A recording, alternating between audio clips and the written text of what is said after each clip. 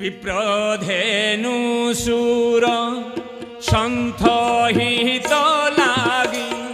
नर अवतार हरि इच्छा रूपधारी मायार अतीत निर्गुण कलुष हारी जय सीताराम जय सीताराम जय जय सीताराम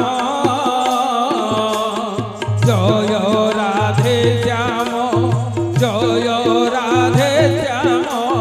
जय जय राधे श्याम विप्रधेनुसुर सन्थ विप्र बोले हेले ब्राह्मण धेनु माने बोले हेले गाय सुर माने देवता एवं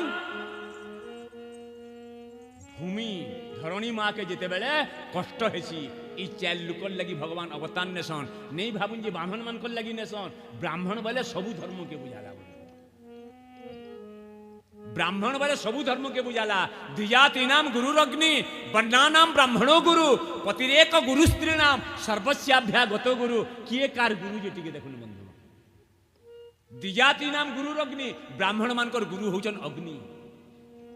वर्णा नाम ब्राह्मणो गुरु वर्ण मानकर मध्य गुरु होचन ब्राह्मण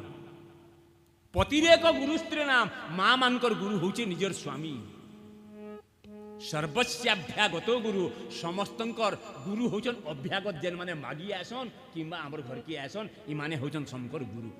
गुरु हिसाब परे भिकारी हमको शिक्षा दउछे गला जन्म में नहीं दे रे बुआ आज मागबार पड़ुछे तुम्हें भी नहीं देले मागबार के पड़वार देबो बोले तुम्हें आरे जन्म में पाएबो